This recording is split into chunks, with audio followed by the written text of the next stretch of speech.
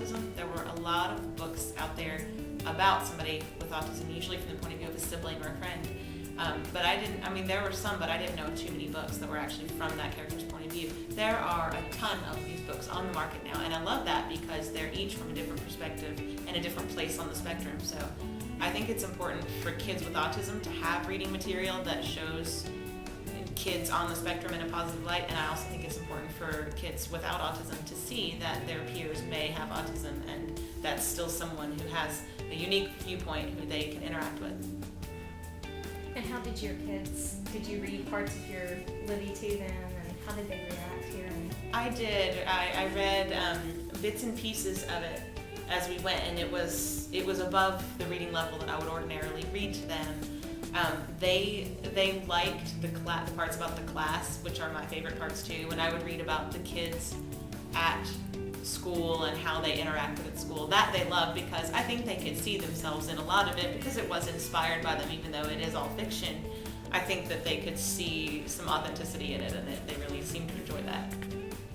Plus, they loved the parts about the mouse because they knew we had a mouse in our classroom.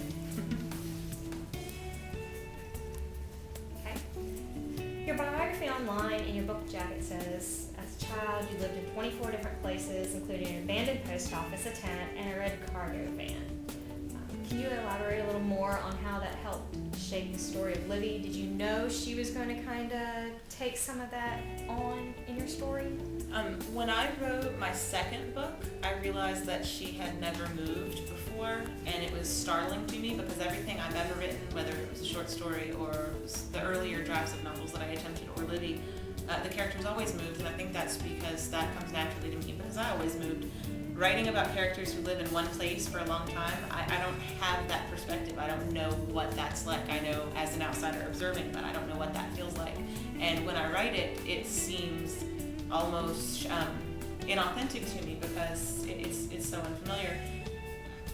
I've also noticed that most of my writing deals with a child trying to find a place to call home, and I think that's probably heavily inspired by the fact that we moved all the time. But I loved moving all the time, and I love how that influences my writing. I don't know that I would have been a writer or the writer that I am without those experiences. Yeah, I noticed you a lot of times refer to being authentic, sounding authentic, and worrying, not moving. If you wrote from that perspective as inauthentic, I have to ask, has that been at some point pressed upon you as a writer, or just some experience? Because we hear a lot of students, words they keep using because it relates to some specific moment in their writing past. Right. So I wonder if authentic.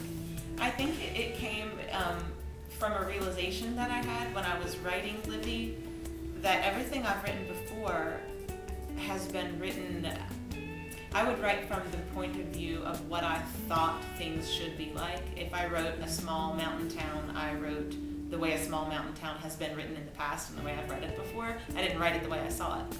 And I was trying to impress upon my kids that it was okay to write that their characters didn't like school. It was okay to write that their characters got in trouble because that's real, that's what they do, that's what kids do.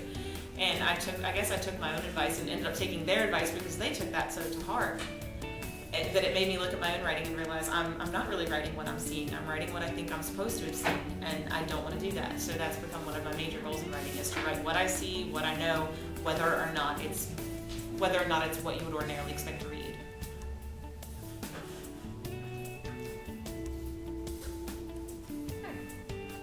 Your online page, and as your previous session mentioned, that November Writing Month. Going beyond how important that class was to kickstarting your novel, can you talk about how important it was to see your students writing, and especially students with special needs, how important writing plays into that? This project has been, the reason that I teach it every year is because it's something that gives my kids a goal, and it sounds like such an absurd, impossible goal to them when I first bring it up. And within a very short space of time, they've learned that not only can they meet that goal, they can surpass it. Almost all of my kids have doubled their word count goals, and that's partly because I let them start off with a fairly low word count goal. because I want them to feel like they can accomplish it. I get, just past comfortable and into challenging with setting that word count goal, but seeing them accomplish it and surpass it and realize that they have told a story that no one else has told, that they have told it in a way that makes sense to them and makes their classmates laugh, makes their teacher laugh. It's so empowering to them, and I've never failed to have a class completely own this project. They're lukewarm about it when we start. Some of them are terrified about it when we start, and by the time we're finished, they own it. They talk about it in the halls. They talk about it at lunch. They ask to use their free time to write, which is astounding to me as a teacher. Mm-hmm. So it's been something that's let my classes, and because it occurs in November, it's still fairly early in the school year, and that momentum lasts all year. Now they know they can meet a crazy goal, and that they can have fun doing it, and that they're all in it together.